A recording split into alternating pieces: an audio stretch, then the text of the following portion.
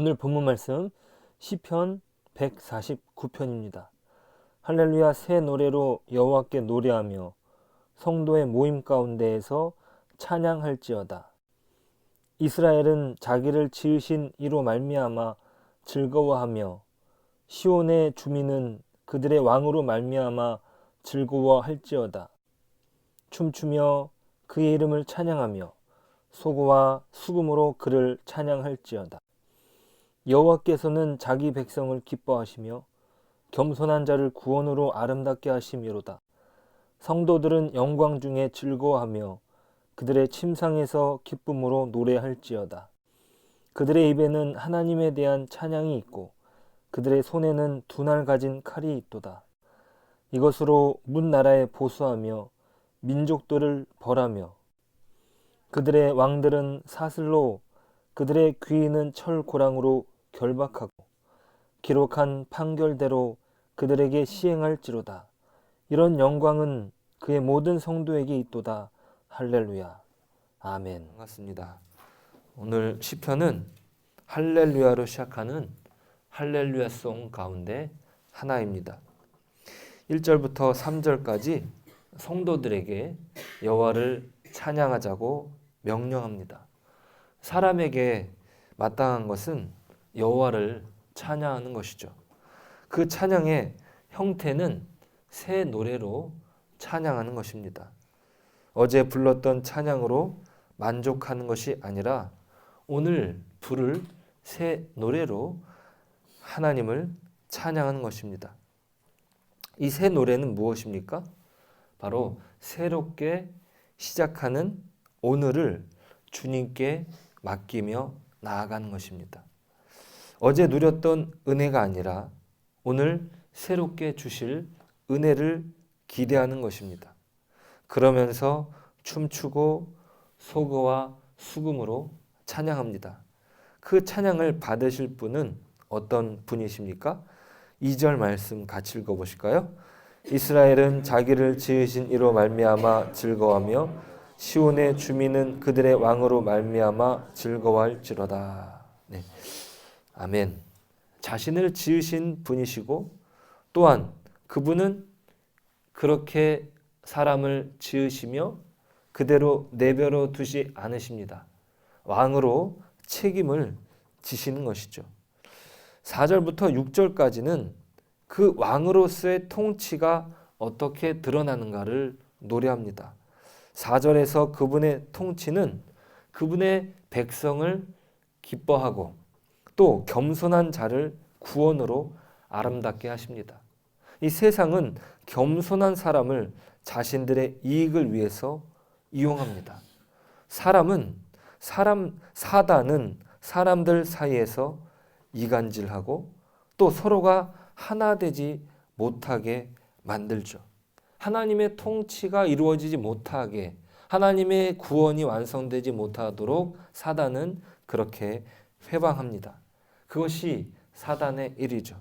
하지만 하나님께서는 다릅니다. 하나님은 그 기쁨을 두실 때 성도 그 자체에 그 기쁨을 두신다고 했습니다. 하나님의 만족은 자신을 따르는 백성에게 있습니다. 그리고 그 백성을 반드시 구원하십니다. 그러니까 자신을 믿고 따르는 자에 대한 하나님의 책임이 하나님의 통치이고 그 결과가 구원이라는 것이에요.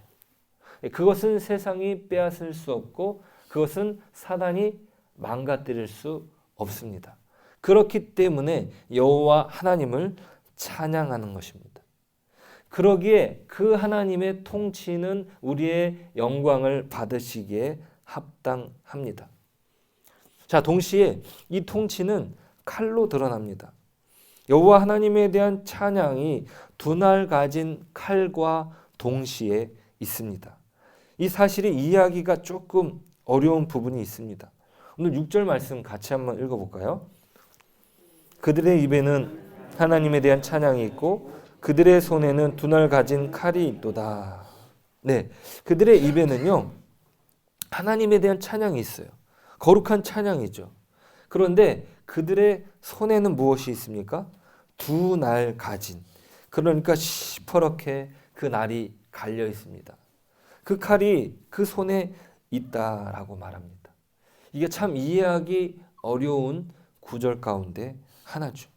하지만 분명한 것은 하나님께서 그들의 왕으로 계시다 하는 것이, 왕으로 계시다, 그것은 그분의 통치 아래에 있다는 것인데, 그 통치는 무엇으로 드러납니까? 하나님의 영광을 찬양하는 것으로 드러나고, 또 그 통치는 칼로 드러난다라는 것이. 자, 오늘 7절부터 마지막 절까지가 이 칼의 심판을 나타내는 것입니다. 칼날을 가진 하나님의 백성들은 이 세상에 대하여 복수합니다. 하나님의 심판에 누구도 예외가 되지 않습니다. 세상에서 자신들이 그 판결의 기준이었던 왕들은 사슬로 묶입니다. 또한 그 판결의 집행자였던 귀인, 즉 고관들은 철고랑을 찹니다. 이것은 분명한 역전을 말합니다. 이사야서에서 예언되었고, 또 누가복음에서 실현된 그리스도로 말미암는 통치를 말합니다. 누가복음 4장 18절은 이 이사야서를 인용하면서 이렇게 기록합니다. 제가 읽겠습니다. 주의 성령이 내게 임하셨으니 이는 가난한 자에게 복음을 전하게 하시려고 내게 기름을 부으시고 나를 보내사 포로된 자에게 자유를, 눈먼 자에게 다시 보게 함을 전파하며 눌린 자를 자유롭게 하고. 하나님의 역전이 하나님의 통치 안에, 그리고 예수 그리스도를 통해서 드러난 것이죠. 자, 이 시대는요, 하나님의 통치로 말미암아서 역전이 필요한 시대 가운데 있습니다. 불의가 판치고 서로가 옳다면서 싸웁니다. 가난한 자들, 억눌린 자들은 눈물로 한숨을 보냅니다. 그들의 목소리를 들어줄 사람이 드뭅니다. 서로 싸우기에, 또 자기가 가지고 있는 그 권세, 자기가 가지고 있는 물질, 아니면 자기가 가지고 있는 어떤 그 유익을 위해서 서로 싸우기에 앞장섭니다. 정의가 사라졌죠. 그 시대에 하나님의 정의가 시급합니다. 우리는 이러한 통치를 예수님의 십자가를 통해서 확인할 수 있습니다. 그 십자가는요, 예수님의 십자가, 그것은 죽음인데요. 그 죽음은 너무나 억울해서 눈물이 멈추어지지 않습니다.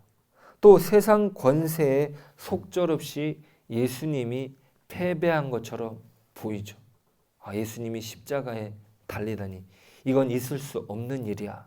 그러면서 여인들은 눈물을 흘리고 가슴을 치면서 애통해합니다.